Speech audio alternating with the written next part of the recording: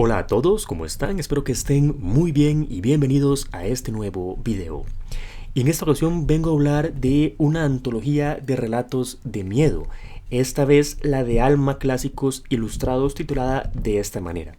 Casi nunca hablo de antologías porque es un poco difícil hacer la reseña para mí, porque no sé si hablar de cada relato rápidamente o si hablar más en general de toda la recopilación. Pero en esta ocasión sí que quiero hablar de esta en específico porque me llama la atención que es una recopilación un poco diferente. Hay mucha variedad y es algo distinto a lo que estamos acostumbrados. Por ejemplo, un lector constante ya sabe que en cada antología va a encontrarse mínimo algún relato de Edgar Allan Poe, algún relato de Lovecraft, y siempre están como los mismos, están como los básicos. Pero en esta ocasión, por ejemplo, Lovecraft y Poe, como les acabo de mencionar, brillan por su ausencia, no hay nada de ellos. Y esto puede venir bien, en especial para lectores que ya están acostumbrados a sus historias, porque es algo distinto, es como una bocanada de aire fresca. Y por esa razón es que decidí reseñar esta recopilación de historias de miedo. Y bueno, voy a comenzar de una vez hablando de lo que me gustó de este libro, pero antes que nada debo recalcar que este libro tiene unas 300 páginas aproximadamente y las ilustraciones están hechas por Sebastián Cabrol. ¿Son buenas? Se preguntarán ustedes. Pues yo les diré que son bastante buenas. En especial, bueno, todas son muy buenas. Viene, por ejemplo, son de este estilo. Por ejemplo, no tienen colores excepto un color rojo y blanco con negro. Así son todas las ilustraciones. Voy a enseñarles otra nada más para no spoilearles mucho los dibujos que trae. Miren, por ejemplo, esta, qué maravilla. Esta es terrorífica. El punto es que las ilustraciones están muy bien. Ahora sí, voy a comenzar hablando de los relatos en sí. Un gran punto a favor de la antología en general es que, como les dije, hay variedad, pero no solo por el hecho de que no estén los mismos autores de siempre, sino que hay un poco de todo. Otra característica común en antologías de relatos de terror es que casi siempre hay autores o de Inglaterra o de Estados Unidos, básicamente. En cambio, aquí tenemos un poco de todo lado. Hay autores españoles, está incluso Rubén Darío, que es un autor que es importantísimo, la figura más importante, yo creo, del modernismo, ese movimiento literario, y que yo hasta ahora desconocía que tenía relatos de este tipo, un poco más escalofriantes, pero los tiene, y aquí viene incluido uno de ellos. Y por ejemplo, Rubén Darío es un autor nicaragüense que jamás esperé encontrarlo aquí, y está, y eso me alegra bastante, porque tenemos muchas visiones del mundo de diferentes países, diferentes culturas. También tenemos, por ejemplo, autores como Théophile Gautier, que a veces son incluidos en antologías, pero casi siempre es el mismo relato, La muerta enamorada. Aquí, por dicha, no tenemos ese y tenemos otro. Tenemos un autor ruso, un autor alemán, un uruguayo, en fin, hay bastante variedad. Y otra cosa muy importante, hay relatos de escritoras y hay más de uno, y eso me alegra bastante, porque por ejemplo yo tengo una antología que son 4 volúmenes en donde hay en todos los 4 volúmenes un relato de una escritora, Shirley Jackson, nada más uno, y todo el resto son de puros hombres.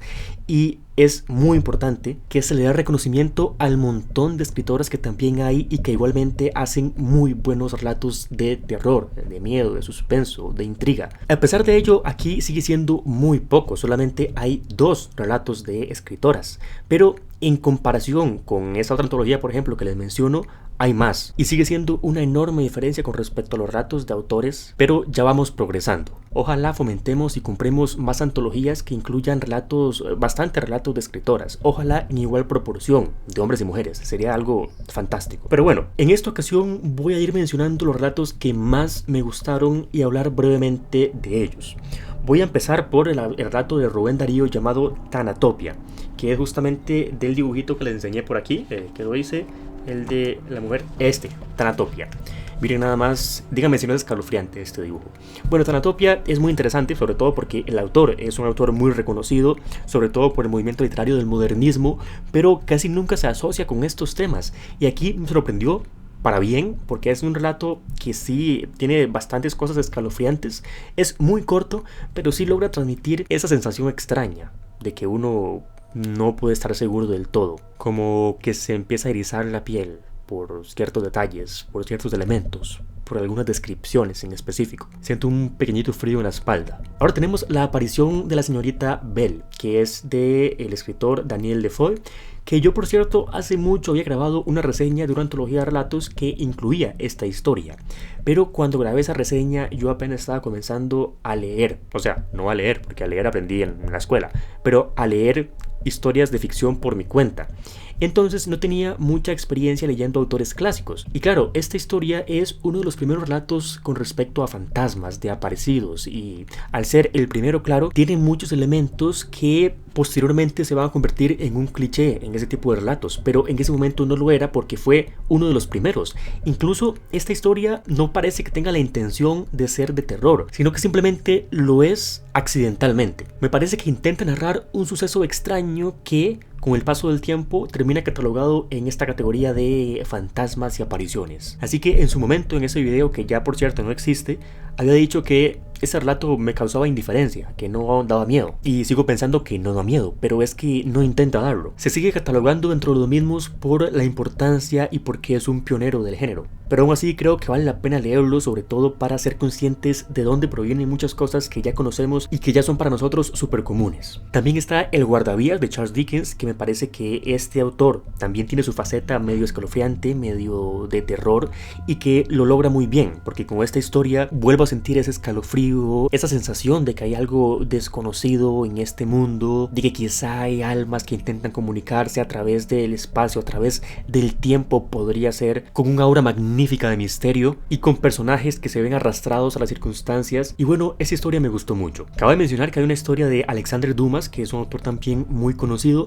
y esta se llama Las tumbas de Saint-Denis, y me gustó mucho especialmente porque se ubica en una etapa histórica muy interesante, que es justamente cuando el pueblo francés recién se había levantado contra la monarquía, y en este relato vemos muchos reflejos de esa etapa histórica. Está fuertemente vinculado con el espíritu de los reyes muertos, el espíritu de malos reyes y de reyes que quizá fueron queridos por el pueblo, y todo esto mezclado con que la gente está cansada de la monarquía, está arrojando los cadáveres a un foso, y claro, esto llega a ser muy simbólico y a la vez es una historia muy bien escrita. También tenemos a Théophile Gautier con un texto llamado El pie de la momia, y este autor lo conocía principalmente por La muerte enamorada, como mencioné antes, y en esta historia en específico de El pie de la momia no me parece que sea así como aterradora, pero me encanta porque es un viaje a través de los sueños, o posiblemente no sean del todo sueños, pero es igualmente un viaje muy interesante y fantástico porque viajamos a lugares muy lejanos a través de objetos antiguos, y por esto es algo muy onírico, y como saben, a mí me encanta todo lo que es relacionado con los sueños. También tenemos un relato de E.T.A. Hoffmann llamado El huésped siniestro, que por cierto yo hace unos meses hice un video sobre relatos de este escritor, y creo que entre las cosas que él hace mejor y que yo no mencioné en ese video es explorar toda la parte de poderes mentales que pueden llegar a ser muy terroríficos, y esta historia es un claro ejemplo de ello. Aquí exploramos lo que vienen a ser habilidades ocultas que puede generar el pensamiento, la mente, cómo podemos influir en otras personas con ciertas artes oscuras que pueden tener resultados catastróficos, sobre todo emocionalmente catastróficos. Y entonces este escritor nos presenta ciertos personajes que son muy misteriosos, son siniestros, que poseen esas habilidades que probablemente hagan que nos quedemos pensando mucho rato en ellos. También aparece en esa recopilación Washington Irving con una historia que no es El jinete sin cabeza, sino en este caso se llama Rip Van Winkle, que tampoco me parece como algo así como aterrador, pero sí una historia muy fantasiosa y que es una crítica y una sátira de el modo de vida que se empezó a instalar en lo que viene a ser la parte de Norteamérica luego de que ocurriera todo el proceso de colonización y luego de que se empezaran a construir los pueblos que pasarían a ser luego ciudades pequeñas, luego ciudades grandes, y todo esto se ve reflejado en esta historia a través de un personaje que va a tener un suceso muy extraño en el tiempo, y es que de repente está tomando una siesta y cuando se despierta han pasado muchos años y ve el futuro muy distinto a como él recordaba el presente, y lo gracioso es que él no sabe que está en el futuro, él nada más ve que todo ha cambiado y está muy asustado, y creo que es muy interesante de ver. Además, este personaje de Rip Van Winkle a mí personalmente me cae bastante bien, es muy gracioso y muy empático. Tenemos Las ratas en el cementerio de Henry Cotner, que es especialmente destacable porque es la historia más actual de esta antología, y actual entre comillas porque por actual me refiero a el siglo pasado. Explora los horrores de estar en un cementerio y tras de eso en un lugar muy cerrado, un lugar que fácilmente produciría claustrofobia, y por si fuera poco, con ciertas criaturitas merodeando por ahí que, como podrán imaginarse, son ratas asquerosas y desagradables. que no son justamente inofensivas. De hecho, parecen un poco sedientas de lo que viene a ser carne y sangre humanas. Luego tenemos La Resucitada, que es de una escritora española, Emilia Pardo Bazán, que me parece que está muy bien. Además, también es como en parte una crítica, pero que igualmente tiene elementos y una ambientación propia de este tipo de historias. Tumbas, iglesias, mansiones antiguas, candelabros, las cosas góticas, por así decirlo. También tenemos a Horacio Quiroga con El Almohadón de Plumas, que es una historia que ya he reseñado creo en videos anteriores. Aquí está también Mary Shelley con una historia que hasta ahora no había leído, llamada El Sueño, que tampoco considero que sea aterradora, pero que vale la pena leerla, especialmente por la protagonista, que está muy bien construida. Todo lo que ella siente se transmite muy bien. El contexto también está, me parece que excelentemente construido. Tenemos un conflicto entre ella con su prometido debido a que los padres de ellos están como en guerra, y esto va a hacer que ella entre en un conflicto muy grande, en un dilema, y esto nos va a llevar a explorar elementos como lo son los sueños, otra vez, y cosas sobrenaturales. Pero bueno, estas son algunas de las historias que vienen acá, pero reservé las mejores para el final, las que más me impactaron y me marcaron y que son ahora mis favoritas de todos los tiempos. Entre ellas está El joven Goodman Brown, del escritor Nathaniel Hawthorne, y es que este autor me parece una maravilla. He leído no mucho de él, algunos 3 o 4 relatos, pero lo que he leído basta para decirme que lo que él hace es una genialidad. Ya he hablado del Velo Negro del Pastor, he leído otra historia que no recuerdo cómo se llama, pero que involucra una poción rejuvenecedora, y ahora tenemos esta. Me parece magnífica, de las mejores de esta recopilación.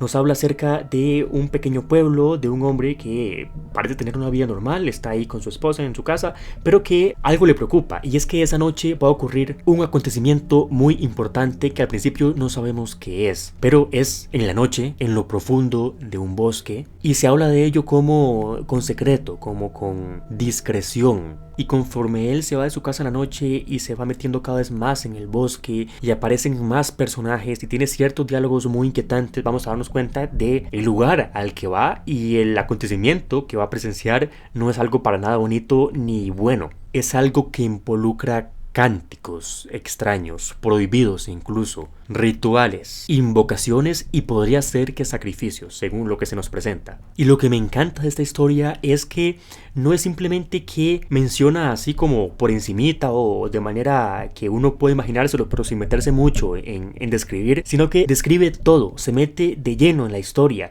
nos describe los cánticos, la ambientación es fenomenal, la aparición de ciertos personajes me parece un punto excelente. Creo que realmente esta historia logró provocarme algo de miedo, y además tiene una crítica muy fuerte a la sociedad, a la hipocresía, sobre todo la hipocresía moral. La hipocresía que sobre todo se ve en esta clase de pueblos, de la gente que va a rezar y qué bueno que soy, ayudo a la gente, pero luego, en secreto, dando rienda suelta a los más oscuros deseos y aceptando cualquier precio a pagar con tal de ver satisfecho algún capricho. Pero en fin, esa historia es muy buena. Luego tenemos, ahora sí, mi favorita de toda esta antología, y se llama Un extraño suceso en la vida de Shalken el pintor, del maravilloso escritor Joseph Sheridan Le Fanu.